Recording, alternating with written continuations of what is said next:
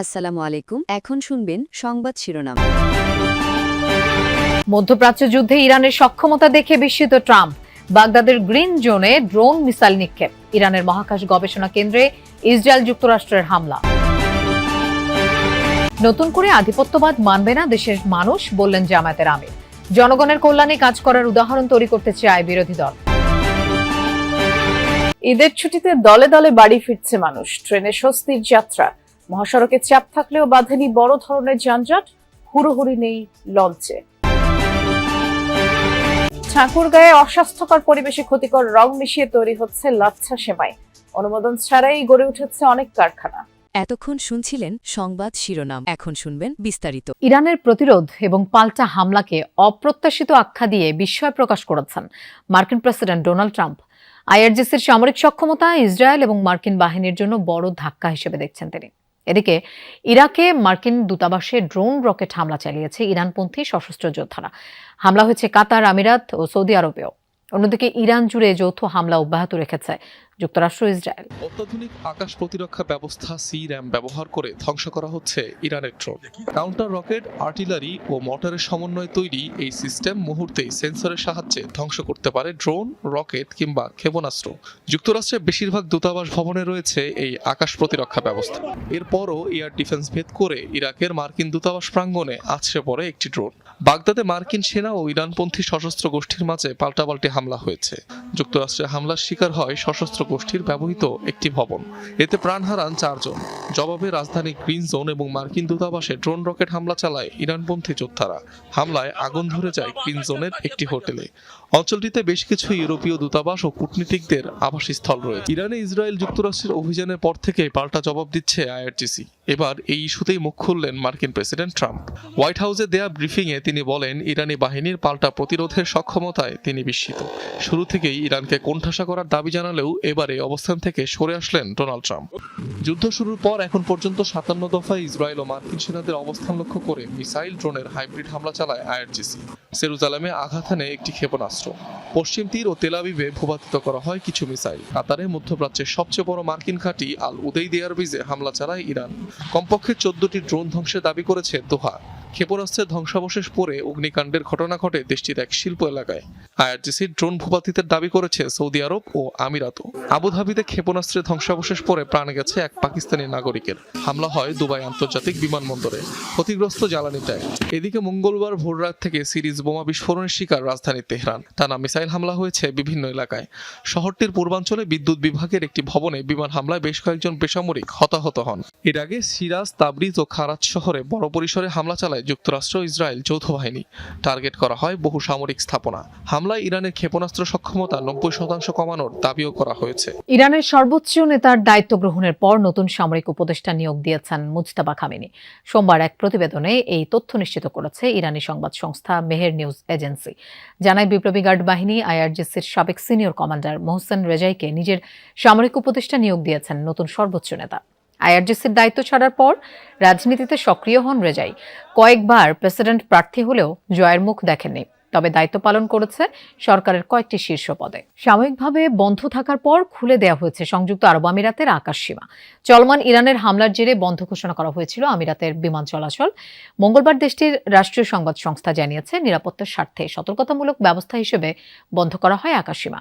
আমিরাতের ঘোষণার পর রুট পরিবর্তনে বাধ্য হয় অনেক ফ্লাইট। ঘণ্টাখানেক পর আবারও দেশটির আকাশসীমায় চালু হয় বিমান চলাচল। এর আগে ইরানের ক্ষেপণাস্ত্র এবং ড্রোন হামলা প্রতিহতের কথা জানায় আমিরাতের প্রতিরক্ষা মন্ত্রণালয়। বিরোধী দল যে জনগণের কল্যাণে কাজ করতে পারে সেই উদাহরণ তৈরি করবে জামায়াত, এমন মন্তব্য করেছেন জামায়াতের আমির ডাক্তার শফিকুর রহমান। সোমবার চীনা দূতাবাসের সহায়তায় ঢাকা 15 আসনের নিম্ন আয়ের মানুষদের মাঝে ঈদ সামগ্রী বিতরণ অনুষ্ঠানে এই মন্তব্য করেন তিনি। জামায়াতের আমির বলেন, দেশের ঘাড়ে আধিপত্যবাদ চাপিয়ে দেওয়া হলে এমন কিছু মেনে নেওয়া হবে না। তিস্তা প্রকল্প বিষয়ে বলেন, তিস্তা বাস্তবায়নে দেশের মানুষের প্রয়োজনে যে কোনো কিছু করতে প্রস্তুত জামায়াত। তিনি বলেন, বিগত দিনে বাংলাদেশের জনগণের জন্য চীনের নানা উপহার হাইজ্যাক করা হয়েছিল। চীন বিগত দিনের চেয়ে আরো বেশি এদেশের মানুষের পাশে দাঁড়াবে এমন প্রত্যাশা ব্যক্ত করেন তিনি। দুই দেশের মধ্যে সম্পর্ক আরো গভীর এবং বন্ধুত্বপূর্ণ, হৃদ্যিক সম্পর্ক আমাদের গড়ে উঠবে। এই অঞ্চলের শান্তি শৃঙ্খলা, নিরাপত্তা, উন্নয়ন আমরা একসাথে কাজ করবো ইনশাআল্লাহ। তাহলে এই অঞ্চল স্থিতিশীল হবে, অস্থিরতা দূর হবে, আমরা আরো কাছে আসবো, আরো কাছাকাছি এসে একসাথে কাজ করবো।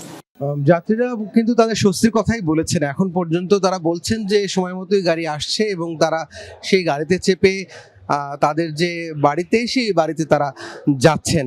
এবং এখন পর্যন্ত যেহেতু মাত্র শুরু হলো ঈদ যাত্রা, বলা যায় যে 7 দিনের যে ছুটি, সেই ছুটির প্রথম দিন আজকে, তাই সকালের দিকে কিছুটা যাত্রীচাপ ছিল, কিন্তু এখন যাত্রীচাপ অনেকটাই কম। ধারণা করা হচ্ছে যে রাতের দিকে আবার অনেক মানুষ বাড়ির পথ ধরবে। এবং এখনও সরকারি অফিস আদালত ছুটি, কিন্তু বেসরকারি অফিস আদালত কিন্তু এখনও, বেসরকারি অফিস বিশেষ করে গার্মেন্টস কিন্তু এখনো অনেক গার্মেন্টস ছুটি হয়নি। সেক্ষেত্রে মূলত ঈদের 2 দিন আগে যে ঢলটা, সেই ঢল নামবে তেমনটাই কিন্তু বলছেন যারা আছেন বাস চালক, সেই সাথে কাউন্টারে যারা আছেন তারা বলছেন যে সেই চাপটি শুরু হবে। এবং যারা আগে থেকেই টিকিট কেটেছেন তারা কিন্তু যেতে পারছেন। নতুন করে যারা টিকিট খুঁজছেন, টিকিট কি পেয়েছেন শুনছেন, আসলে এখন পর্যন্ত তেমন কোনো অভিযোগ কিন্তু পাওয়া যায়নি। এবং এই কাউন্টারগুলো কিন্তু অনেকটা আমরা দেখছি যে দুপুর সময়ে অনেকটা অলস সময়ই পার করছে বলা যায়। এবং দূরপাল্লার গাড়িগুলো কিন্তু অধিকাংশ গাড়ি কিন্তু নির্ধারিত সময় ছেড়েছে, সে কথাই কিন্তু জানিয়েছে যাত্রীরাও, জানিয়েছে চালকরাও কিন্তু জানিয়েছে। সেই সাথে এই টার্মিনাল পরিদর্শনে কিন্তু এসেছিলেন আইজিপি। তিনি যেমনটা বলেছেন যে সুশৃঙ্খল ঈদযাত্রা করার জন্য তার দপ্তর থেকে সর্বোচ্চ চেষ্টা করা হচ্ছে, সে কথাই কিন্তু বারবার জানিয়েছেন। ঠাকুরগাঁয়ে ঈদ সামনে রেখে নোংরা ও অস্বাস্থ্যকর পরিবেশে তৈরি হচ্ছে লাচ্ছা সেমাই। বিএসটিআই অনুমোদন ছাড়া ব্যাঙের ছাতার মতো গড়ে উঠেছে নিম্নমানের সেমাই কারখানা। ভোক্তারা বলছেন নজরদারি না থাকায় রং আর কেমিক্যাল দিয়ে অসাধু চক্র তৈরি করছে এই নিম্নমানের খাবার। ভেজাল বন্ধে জড়িতদের বিরুদ্ধে অভিযান জোরদারের কথা বলছে জেলা প্রশাসন। ঈদকে সামনে রেখে ঠাকুরগাঁও সদর উপজেলার বিসিক শিল্পনগরী, জগন্নাথপুর, নারগুন, গয়া সহ জেলার বিভিন্ন স্থানে অস্থায়ীভাবে গড়ে উঠেছে অনুমোদনহীন শতাধিক সেমাই কারখানা।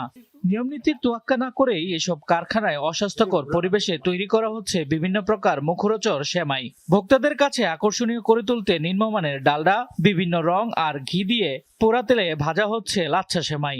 এমনকি কারিগররাও মানছেন না স্বাস্থ্য সুরক্ষার বিধি। প্রতি সময় পরিষ্কার পরিচ্ছন্ন রাখার চেষ্টা করি আমাদের কাজে। না, মাছি আমরা চোখে পড়ার সাথে সাথে আমরা ফেলে দিই।